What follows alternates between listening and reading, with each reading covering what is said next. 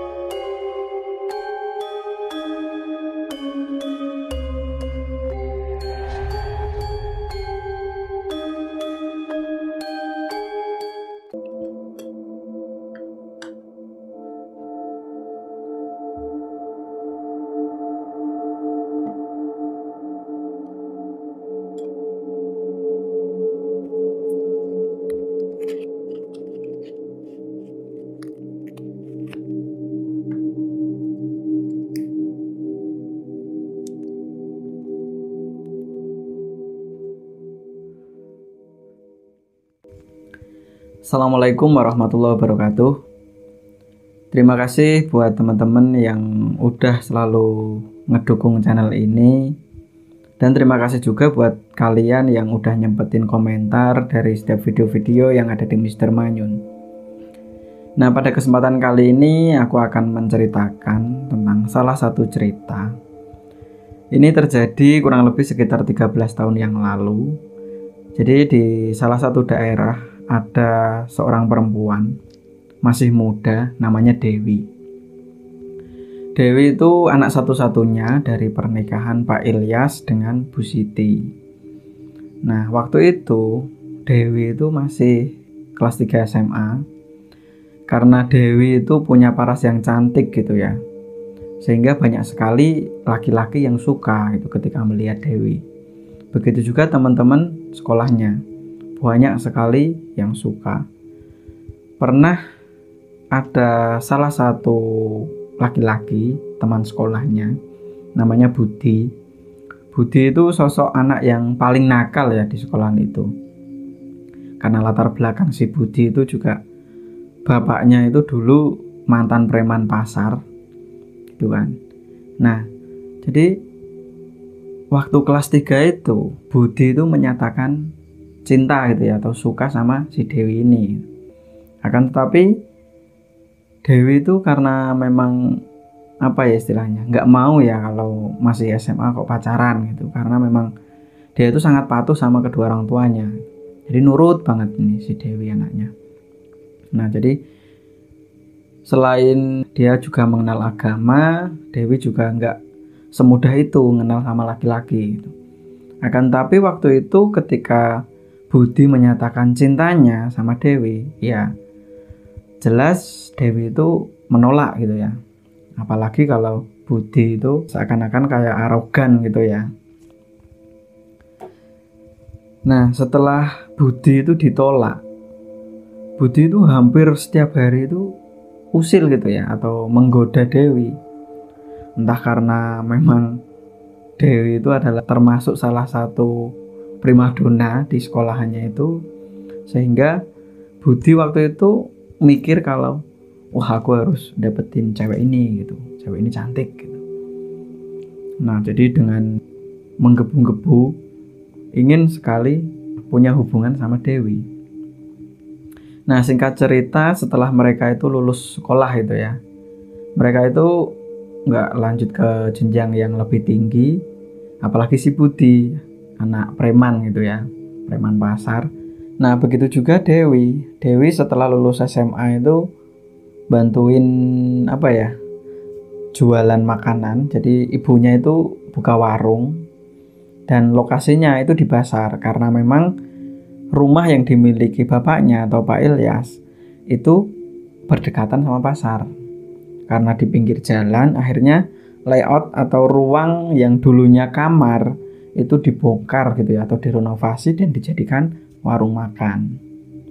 Nah, dengan seperti itu akhirnya Dewi nggak bisa melanjutkan ke jenjang yang lebih tinggi. Dia disuruh sama ibunya untuk bantuin di warung.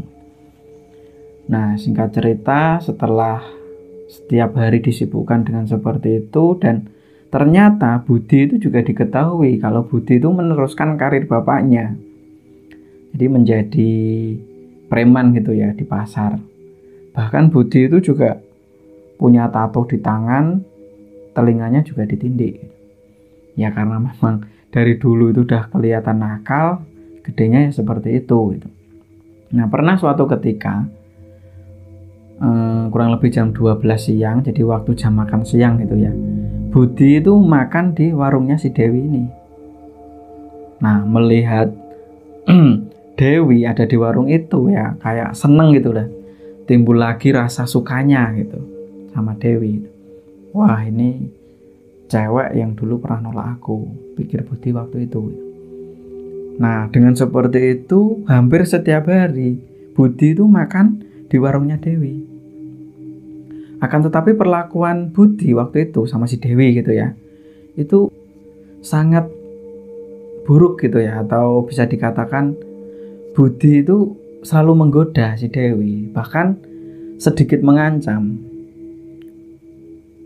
Gimana wi gitu kan, ini aku udah jadi preman loh. Jadi memang Budi waktu itu bangga dengan kenakalannya. Jadi menurut Budi, kamu kalau jadi istriku pasti akan aman gitu, menurut Budi waktu itu. Nah, akan tapi beda halnya sama yang dipikir Dewi. Dewi itu malah semakin gak suka ya melihat Budi ya, karena memang arogan gitu kan. Nah, ya mau menyatakan cinta berapa kali ya tetap ditolak sama Dewi. Nah, pernah suatu ketika Pak Ilyas itu mendapat kabar dari saudaranya yang ada di luar kota, itu baru sakit dan baru dirawat di rumah sakit gitu ya. Nah, kurang lebih sekitar jam 8 pagi, Pak Ilyas sama Bu Siti itu pergi untuk mengunjungi saudaranya itu yang sakit gitu. Dan ngasih amanat sama Dewi kalau Dewi disuruh jaga sendirian karena memang nggak punya karyawan lain gitu kan. Nah, kurang lebih jam 11 siang ya, antara jam-jam makan siang gitu ya, lagi-lagi Budi makan di warung itu. Nah, karena nggak kelihatan ya Bu Siti di warung itu, akhirnya Budi menanyakan ke Dewi itu, lah ibumu kemana wi gitu kan. Oh, ibu baru keluar kota gitu. Lah, ngapain gitu loh, ada saudara yang sakit gitu. Oh, bapakmu juga? Iya gitu. Nah, jadi tanpa sadar pernyataan Dewi itu membuat istilahnya, membuat Budi berpikiran yang tidak-tidak gitu. Nah, waktu itu Budi itu nggak sendirian, jadi sama dua temennya dan sama-sama preman gitu kan, preman pasar gitu. Nah, ketika melihat situasi warung makan udah sepi gitu ya, tinggal mereka berempat sama Dewi gitu ya, akhirnya Budi itu merencanakan sesuatu yang akhirnya Dewi itu diperkosa sama Budi. Nah, siang itu bahkan mereka belum sempat makan gitu ya, Dewi ini tiba-tiba disekap dan dibawa ke ruang tengah.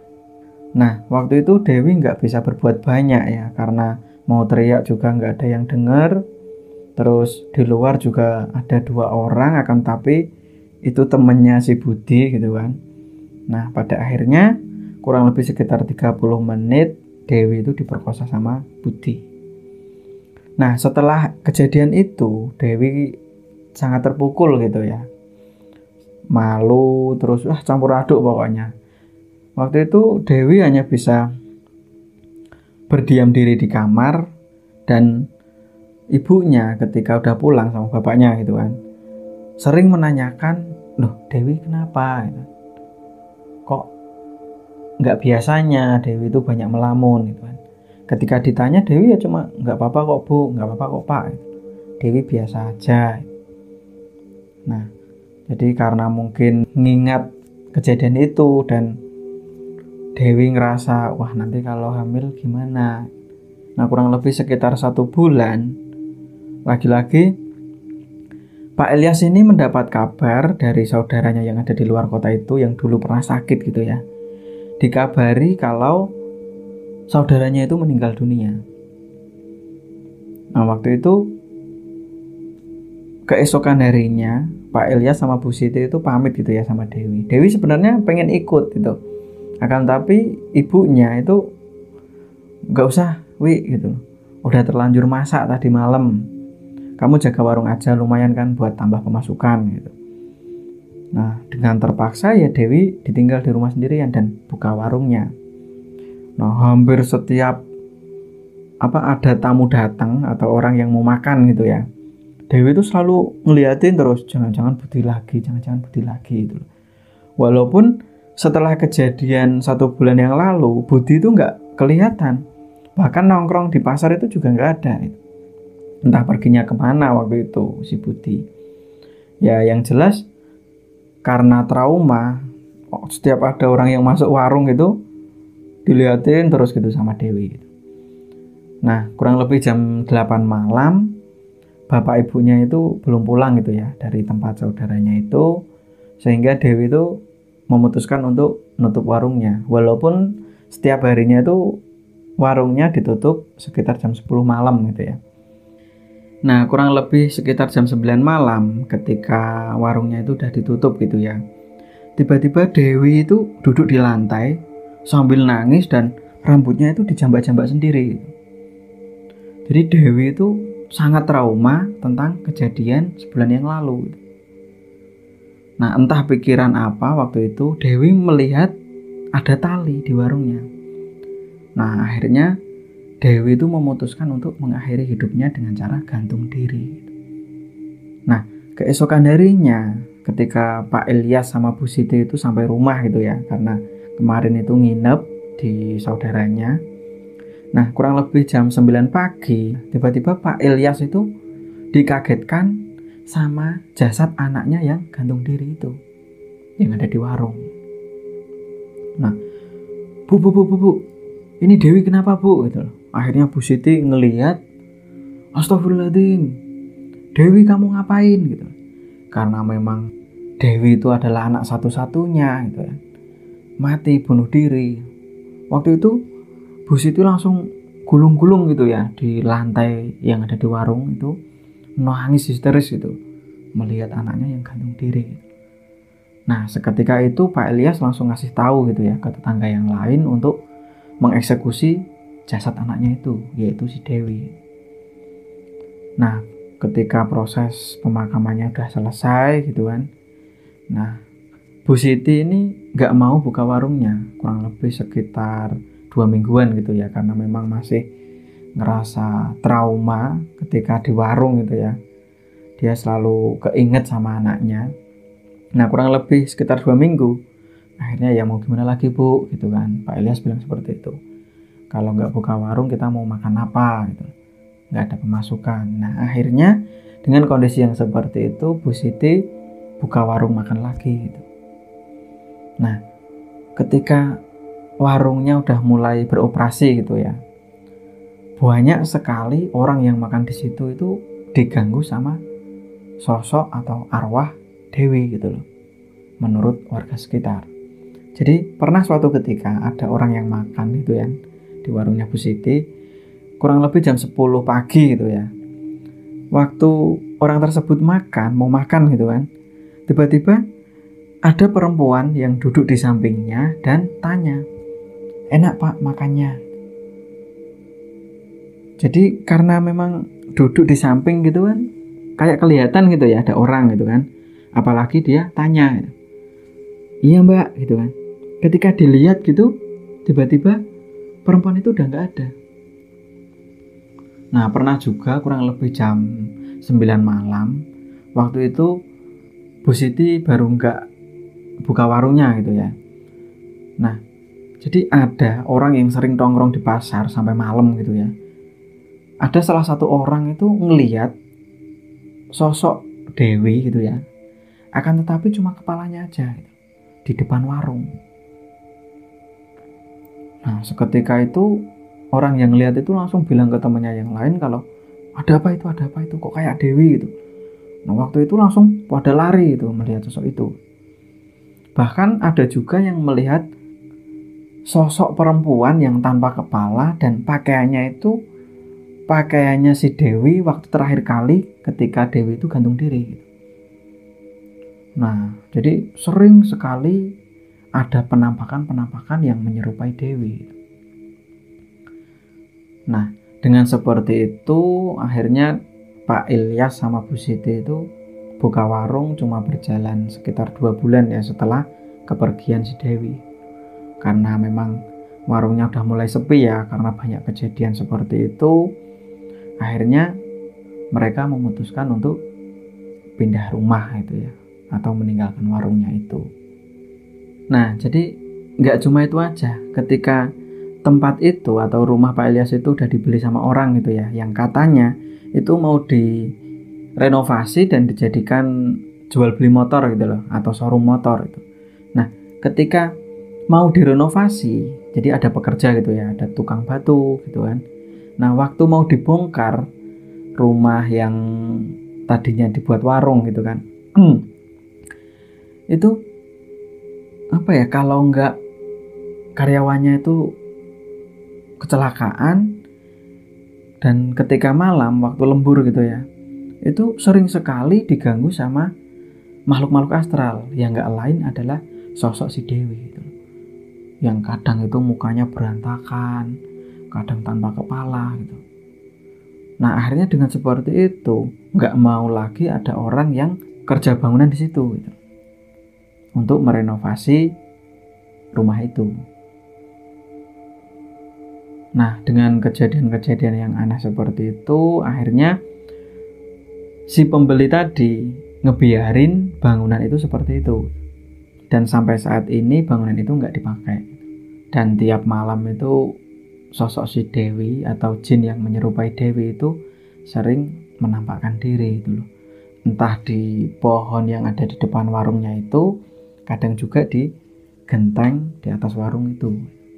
Nah, mungkin itu aja untuk cerita kali ini. Kurang lebihnya saya mohon maaf. Terima kasih buat teman-teman yang udah ngedengerin ceritanya dari awal sampai akhir.